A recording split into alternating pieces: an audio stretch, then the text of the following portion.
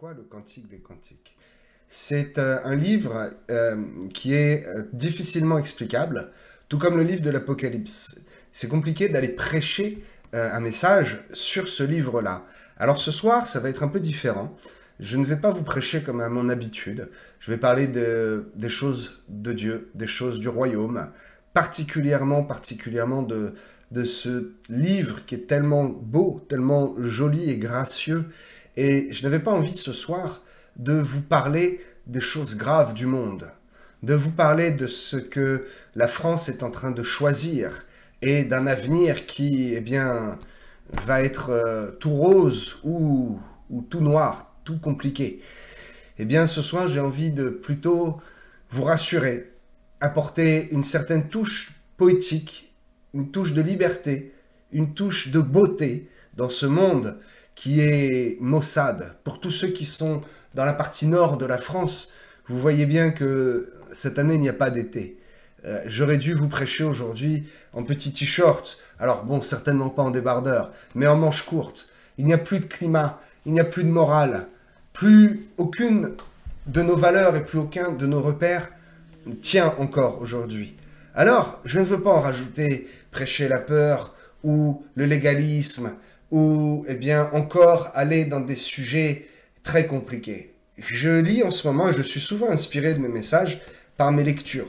Parce que j'ai lu récemment Ecclésiaste, et je vous ai prêché Ecclésiaste, et je suis dans le Cantique des Cantiques, et je dis Seigneur, mais vais-je prêcher sur ce livre-là?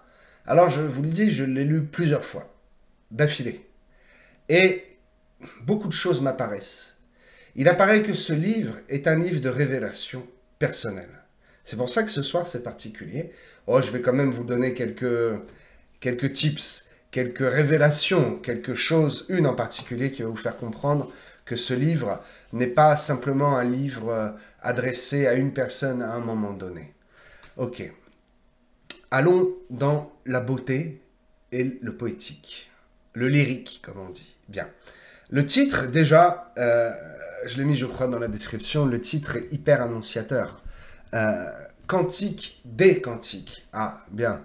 Donc il y aurait déjà des cantiques, bien sûr. Salomon a écrit 1005 cantiques. Précisément, le chiffre est très précis. Et si vous n'avez jamais entendu ça, eh bien tout simplement, cela est relaté dans le livre de Rois, 1 Roi chapitre 4, verset 32. Il est question des 1005 cantiques célébrés, chantés, écrits par le roi Salomon tout au long de son règne. Certains avec beaucoup de sagesse, d'autres avec simplement une sagesse humaine. Bien. Si ce livre a été nommé Cantique des Cantiques, c'est bien parce que certainement il est plus important. Ces cantiques-là sont plus importants que les autres. Ces 8 chapitres sont plus importants que les 1005 autres cantiques que Salomon a écrits, psalmodiés ou encore chantés. Bien. Donc nous allons voir dans ce livre ce qui est réellement important. Ce livre est peu lu en fait. Et il est souvent, comment je pourrais m'exprimer? Il est souvent décrié, d'accord? Il est souvent mis de côté parce que, étant un peu trop explicite et mal compris, il est décrit comme étant un livre approchant trop la sexualité. Mais c'est faux.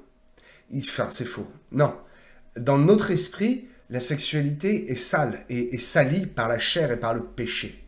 Mais selon Dieu, il y a un modèle non pas de sexualité, mais de rapport que l'on doit avoir avec le Saint-Esprit et avec Dieu, qui est saint, non pas dans les gestes et l'attitude corporelle, non pas dans ce qui est charnel. Ça, c'est réservé entre l'homme et la femme.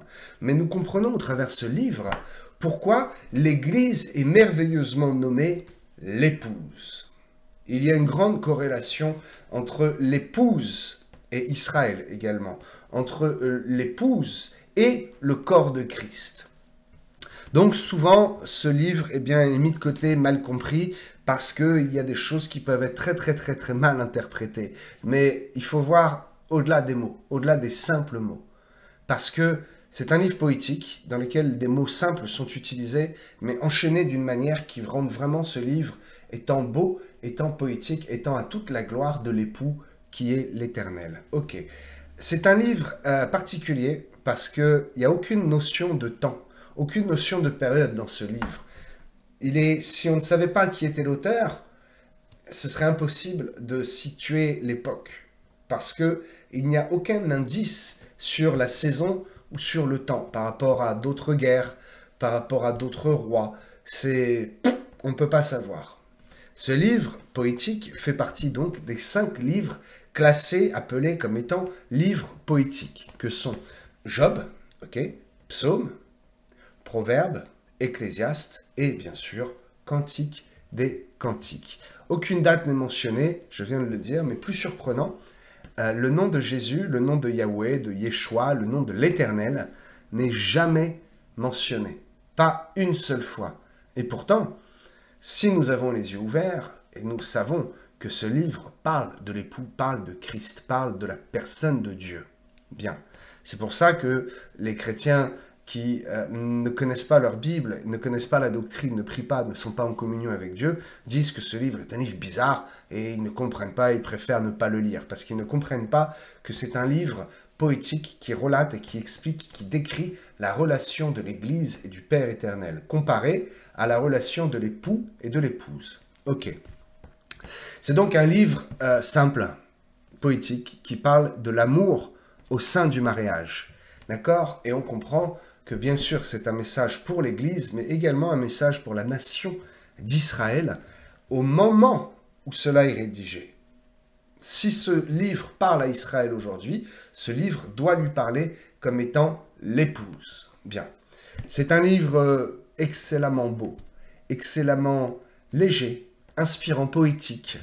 Dans ces temps compliqués, dans ces temps difficiles, je vous le dis, un peu de souffle léger du Saint-Esprit, au travers un message lyrique inspiré par Salomon, va mettre du baume sur le cœur de tous les chrétiens qui sont connectés ce soir et de tous ceux qui regarderont en différé ce message. Je prie pour que l'Esprit de Dieu, avec toute sa sagesse, toute sa beauté et toute sa poésie, puisse dès ce soir venir toucher non pas seulement votre esprit, mais votre cœur.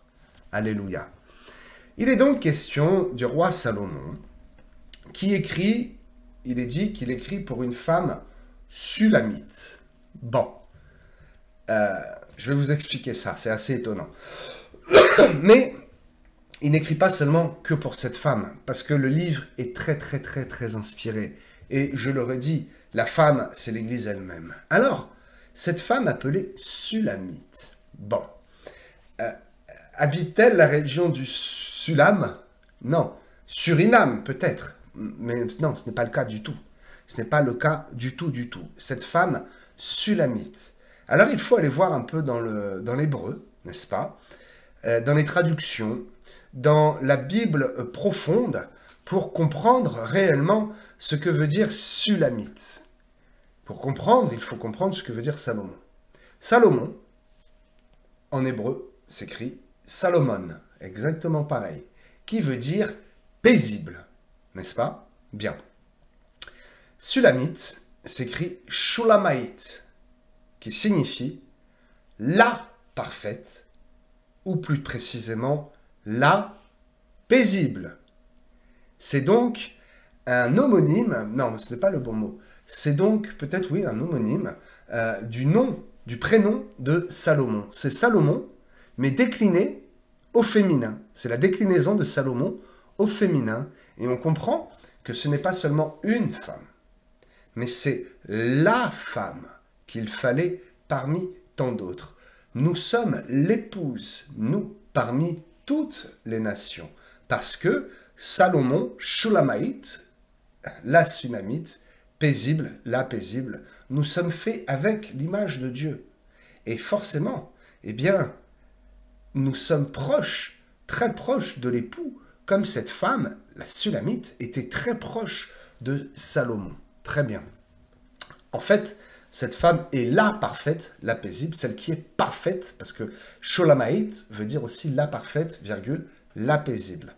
C'était la femme parfaite pour Salomon. C'est un peu d'un point de vue humain, d'un point de vue charnel, son extension. Comme Ève était l'extension, n'est-ce pas, de son Adam. Nous sommes, eh bien, l'extension du ministère de Jésus-Christ. Non pas personnellement, mais au sein de l'Église et du corps de Christ. J'espère que vous me suivez, vous comprenez. C'est assez simple. C'est un livre qui est vraiment fait pour comprendre la relation spirituelle que nous avons avec Christ, la relation spirituelle entre Christ et son Église. L'amour commun et réciproque, n'est-ce pas, qui va dans les deux sens, entre l'époux et l'épouse, entre Christ et l'Église. Christ nous aime, nous aimons Christ. Et c'est un dialogue qui monte et qui descend, qui va et qui vient dans les deux sens. C'est un amour réciproque. Bien. Et dans une marche vers l'amour, tout comme dans Cantique des Cantiques, alors je ne veux pas aller dans les profondeurs ce soir, mais je vous invite vraiment à le relire plusieurs fois. Vraiment, réellement, quelqu'un qui lit à une vitesse normale, ça prend entre 12 et 15 minutes de le lire. Quelqu'un qui lit plus lentement, vous allez mettre un peu plus de 15 minutes. Mais n'importe qui m'écoute ici, même quelqu'un qui lit lentement, plus vous allez le lire, plus vous le lirez rapidement. Faites vraiment ce conseil. Prenez 1 heure de votre temps et lisez-le 4 fois. Lisez-le 4 fois pour le comprendre de 4 façons différentes, dans 4 profondeurs. Comme 4 est le chiffre, n'est-ce pas, de l'orientation nord, sud, est, ouest. Regardez ce livre depuis les 4 directions. Ça va vous prendre 1 heure et vous serez vraiment profondément touché. Cela va même vous donner et vous inspirer l'envie, je pense, d'avoir des prières poétiques. Bien. Donc, je disais, il y a plusieurs étapes au travers de ces écrits. Le mariage n'arrive pas directement. Il y a d'abord la joie des premiers temps, la rencontre, la fraîcheur qui sort et qui émane d'un amour qui est saint entre un homme et une femme, la fraîcheur et l'amour bouillant qui est là dans le cœur du chrétien qui rencontre Jésus pour la première fois et qui veut s'approcher de lui. Souvenez-vous des joies de votre premier amour. Eh bien, Cantique des Cantiques, le début du livre le décrit. Puis, il y a la préparation avant le mariage. Il y a même un moment où l'épouse cherche l'époux. Et peut-être cela vous est arrivé. Avant le mariage, il y a des épreuves. Avant, je peux le dire, mon premier mariage, et ce n'est pas une honte, je me suis marié 2 fois. Avant mon premier mariage, eh bien, j'étais à l'armée, j'étais jeune, et je suis parti en mission. J'étais à Tahiti et il y a une séparation de 4 mois, c'était compliqué. Lorsque je suis revenu, eh bien, le mariage était fait, préparé, mais j'avais l'impression d'avoir perdu l'épouse parce que je m'en étais éloigné. Et il a fallu une réconciliation, et il a fallu quelque chose pour que j'aille regagner son cœur. Lorsque l'on vient au baptême, il est difficile parfois, le chemin parfois est difficile, et il y a une rupture. Il nous arrive sur le chemin en menant à Christ, et bien parfois de perdre l'époux, de le perdre de vue. Oh, je ne vous donne même pas de référence, je ne vous donne pas de versets. Je vous encourage à aller les chercher, et vous, au moment de le lire, vous comprendrez ce que je suis en train de vous enseigner. Puis, la troisième partie, si on peut définir ce livre comme ayant 3 parties, c'est l'union dans le mariage et dans la sainteté. Alors, je vais regarder simplement quelques versets qui m'ont intrigué, et qui peut-être vont vous intriguer aussi. Je n'ai pas les réponses à tout. J'ai réponse à plus que ce que je veux vous enseigner, mais cela je le garde pour le moment pour moi. Il y a quelques versets qui peuvent être mal interprétés, mal compris, et je vais vous mettre sur la piste en vous expliquant ces versets, ces mystères, pour que vous-même, vous puissiez comprendre ce livre poétique, ce livre lyrique, d'une façon belle, d'une façon amoureuse et d'une façon dont Dieu vient nous parler au travers d'un poème et avec une grande douceur. Regardez comment est décrit l'épouse, comme il la considère. C'est fantastique, les comparaisons sont merveilleuses. N'allez pas comparer ça d'une manière charnelle, vous l'avez compris, mais lisez les comparaisons comme étant des bénédictions en esprit et comme peut-être, alors je lance ça comme ça, comme peut-être en le comprenant comme étant une prophétie sur un corps spirituel que nous aurons au ciel. Bien, je ferme la parenthèse. Alors, les versets en question. Chapitre 1, Cantique des Cantiques. Chapitre 1, verset 5. Dès le début. c'est avec raison que l'on t'aime. Puis, je suis noire, mais je suis belle, fille de Jérusalem. Ici, la Sulamite, pardon, se justifie déjà de quelque chose. Alors, je suis noir. Noir de peau ou bronzé. En fait, il s'agit plutôt de bronzé, parce qu'un peu plus loin, il est écrit « c'est le soleil qui m'a brûlé ». Et donc, si le soleil l'a brûlée à tel point qu'elle se décrit elle-même comme étant « je suis noire, je suis foncé, c'est le soleil qui a cuit ma peau », c'est que cette femme travaille où? Elle travaille dans les champs. Elle travaille à la vigne. Nous avons une comparaison de la vigne aussi un peu plus loin. Donc cette femme travaille à la vigne. Vous voyez tous les petits clins d'œil que la Bible nous fait. Et en fait, la traduction ici est encore très mauvaise. Il y a un mot qui a été inventé. Voilà, je vous le dis. Il y a un mot qui a été placé en plus et qui nous empêche de comprendre que ce verset est important. Pourquoi cette femme se justifie? Si elle est noire, pourquoi cela l'empêcherait d'être belle? Si sa peau est bronzée au soleil, si elle travaille dans la vigne, pourquoi est-ce qu'elle se justifie? Mais je suis belle. Je lis, je suis noire, mais je suis belle. Et le mais, la négation ici, et c'est une négation, n'existe pas dans la parole de Dieu. Il est écrit, je suis noire, je suis belle. Et donc, lorsque l'on voit cela, on comprend qu'il n'est pas question du tout d'une couleur de peau. Le détail du soleil qui la brûle, c'est au premier degré. C'est la première compréhension que cette femme travaille à la vigne. Et que eh bien, cette femme n'est pas une élite. Cette femme, c'est celle qui se trouve dans le champ de ce monde. Pour ceux qui ont regardé le message où je parlais du champ, hein, du blé, de l'orge, etc. Donc, on comprend ici, dans un degré plus profond, que le noir, c'est la noirceur du cœur, la noirceur du péché de ce monde. La souillure spirituelle, c'est le signe du péché, le symbolique du péché, la souillure. Bien, mais en fait, je suis noir, mais je suis belle. Non, je suis noire, je suis belle. Sous-entendu, malgré tout, quand même, oui, je suis belle. Cela défie l'entendement. C'est comme ça que Dieu nous voit. Nous sommes couverts de la condamnation du péché. Nous avons le péché. Nous sommes, pour preuve, nous sommes mortels. Nous sommes mortels. Nous sommes atteints de la maladie du péché. Mais nous en sommes sauvés parce que nous avons la vie éternelle. Vous le savez. Et donc ici, Christ, donc l'époux, voit cette femme comme étant belle. Christ nous aime et il nous rend beaux. Alléluia. Parce que le soleil qui l'a rendu noir, c'est quoi? Ce n'est pas quelque chose de négatif, c'est quelque chose de très très bon.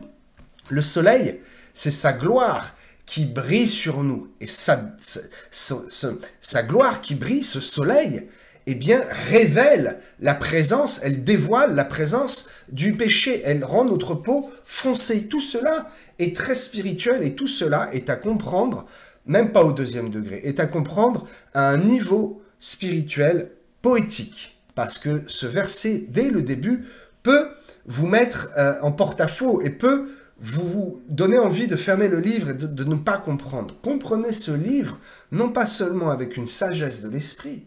Comprenez ce livre, et c'est le seul livre qu'il faut comprendre comme ça. Si, Proverbes aussi, bien entendu, Proverbes et Psaumes, les livres poétiques, principalement Proverbes et Psaumes. Il faut comprendre ces livres d'une façon poétique. Ok, j'espère que vous comprenez bien ce que je veux communiquer, parce que c'est la bonne méthode pour comprendre le reste de ce livre. Non pas d'une manière seulement métaphorique, mais d'une manière poétique. Et je l'ai dit en début de message, c'est pour cela que je vous demande de faire l'expérience de lire ce livre 4 fois d'affilée. Un côté, l'autre côté, l'autre côté, l'autre côté. Et vous le comprendrez tellement mieux. Bien.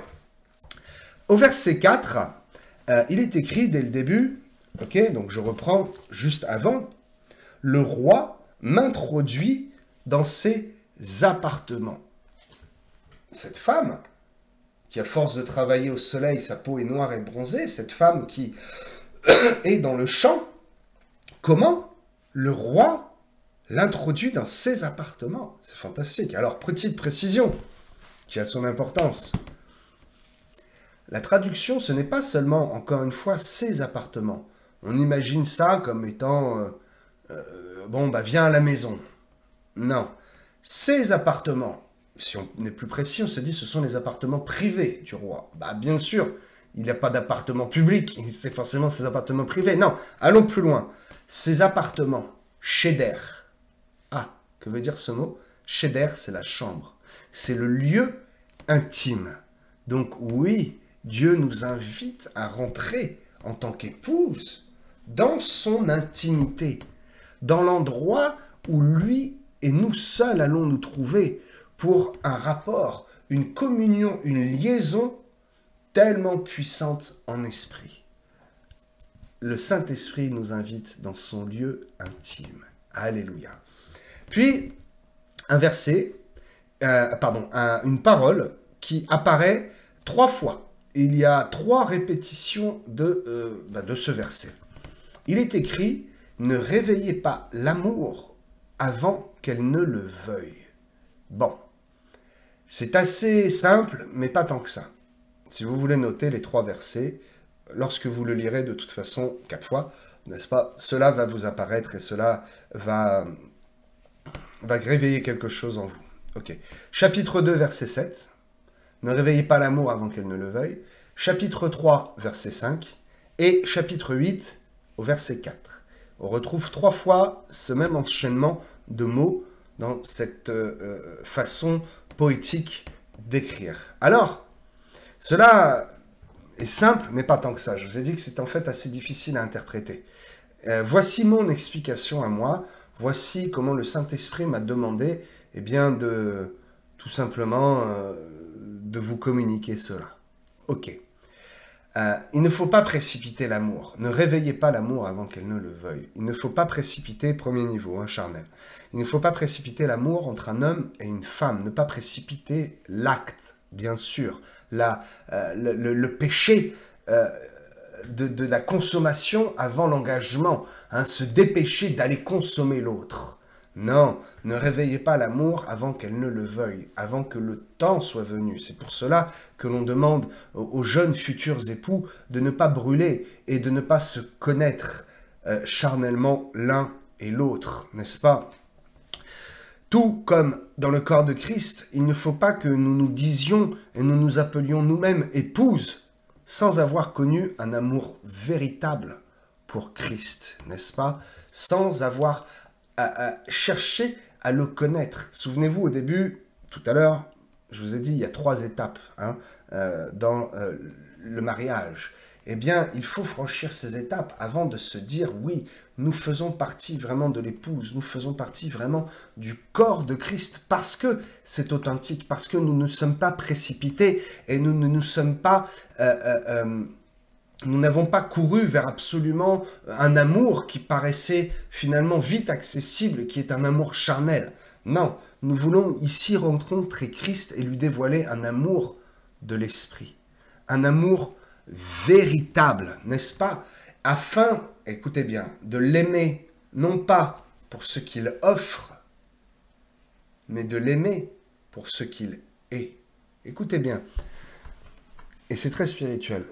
N'aimez pas Jésus seulement parce qu'il a offert son corps. Comprenez bien mes mots. Nous l'aimons bien sûr parce qu'il a donné sa vie.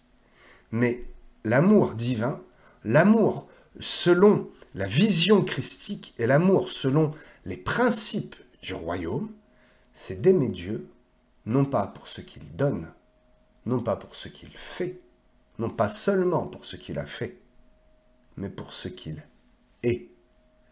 Ne réveillez pas l'amour avant qu'elle ne le veuille. Aimez Dieu pour ce qu'il est. Et pour cela, eh bien, il ne faut pas se précipiter. Il ne faut pas réveiller un amour qui serait d'abord un amour charnel, un amour intéressé. Ne réveillez pas l'amour avant qu'elle ne le veuille. Alléluia. Je vous incite à lire 4 fois, je le redis et le re-redis, mais particulièrement la description de l'époux. Au travers de cette description, eh bien peut-être cela peut vous permettre de le connaître un peu mieux. Oui, c'est ce que je crois. Nous avons une description de l'époux excellente dans Cantique des Cantiques, chapitre 5, versets 10 à 16.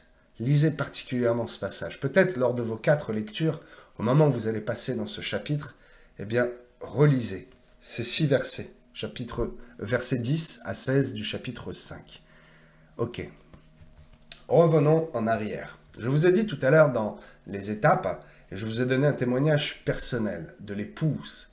Il est écrit au chapitre 3, verset 1, « J'ai cherché celui que mon cœur aime. » C'est un passage qui se situe donc avant le mariage, avant l'union. Et cela, parfois, est normal. Je vous ai expliqué pourquoi. Bien, parfois, avant l'engagement total, eh bien, nous perdons Christ. Il y a une rupture pour tel ou tel motif. Et nous avons l'impression d'être seuls. La Sunamite, décidément, à un moment donné, vraiment l'impression d'être perdu sans son époux. Et je vous expliquerai simplement, en reprenant les paroles d'un pasteur, très grand pasteur, qui a rejoint le ciel il y a très longtemps maintenant, n'est-ce pas? Il s'agit de Charles Spurgeon, qui, à propos, d'accord, de ce verset, s'exprime en disant « Vous retrouverez Christ là où vous l'avez perdu ». Je paraphrase, n'est-ce pas? Vous retrouverez Christ là où vous l'avez perdu. Ok. Pourquoi l'avez-vous perdu? Moi, je l'ai perdu de vue parce que j'ai choisi de m'engager dans l'armée et de partir 4 mois à l'autre bout du monde. Bien. Mais on peut perdre de vue Christ parce qu'on se décourage. On peut perdre Christ parce qu'on ne prie plus dans notre chambre de prière. Mais alors que faire si vous ne priez plus dans votre chambre de prière et que vous y avez perdu Christ? Retournez-y. Souvenez-vous de ce pasteur qui dit « Vous retrouverez Christ là où vous l'avez perdu ». Si vous avez perdu votre relation avec l'époux à cause d'un péché, eh bien arrêtez ce péché et retrouvez Christ. Cherchez ce que vous avez perdu là où vous l'avez perdu. Ça peut paraître bête comme phrase, mais ça fonctionne en esprit. Et dans le monde, on dit souvent « Ah, oh, j'ai perdu mes clés ». Et l'autre répond bêtement « Mais où tu les as perdues ?» Et le premier répond, mais un peu énervé, « Mais voyons, si je savais où je les avais perdues, j'irais les retrouver. » Ça, c'est dans le monde. Mais en Christ, ça ne fonctionne pas comme ça. Parce que nous avons un cœur selon Dieu. Pourquoi nous avons un cœur selon Dieu? Parce qu'il est déjà venu habiter dans notre cœur. Il habite encore dans notre cœur. Et donc, en esprit, nous savons ce qui est mal. Nous savons ce qui a provoqué la perte de la relation. Nous savons ce qui nous a fait perdre le contact, ce qui nous a fait perdre la communion. Et si nous le savons, comme le dit ce pasteur, eh bien nous devons retourner là où nous l'avons perdu. Et un dernier verset, encore une fois pour vous expliquer la manière de comprendre, n'est-ce pas? J'entre dans mon jardin. Le jardin de Dieu, c'est le cœur de l'homme, dans lequel, en fait, il y a planté quoi? Comme en Éden, il y a planté un arbre de vie. Alléluia, j'entre dans mon jardin. Oui, Père éternel, oui, époux, entre dans le jardin de mon cœur, afin de prendre toute la place, afin d'y régner comme un prince de paix, comme un prince éternel, parce que tu es éternel depuis toujours, je suis en toi, et tu es en moi depuis le commencement de la création, depuis les fondations du monde. Ô Père éternel, je suis ta créature, ta création, je suis celui que tu as formé pour être aimé. Alléluia, laissez-vous inspirer comme cela. Je ne vous lis pas un texte là, je vous dis quelque chose qui est sur mon cœur, parce qu'à force de vous prêcher ce livre poétique, eh bien, il me prend quelque envie de faire quelque poésie à Christ. Mais je vais garder ça pudiquement pour lui et pour moi. Je vais garder ça pudiquement pour ma relation personnelle entre Christ et moi. Parce qu'il m'invite, non pas dans ses appartements, mais il m'invite dans son intimité. Même si je suis noir de péché, je suis beau.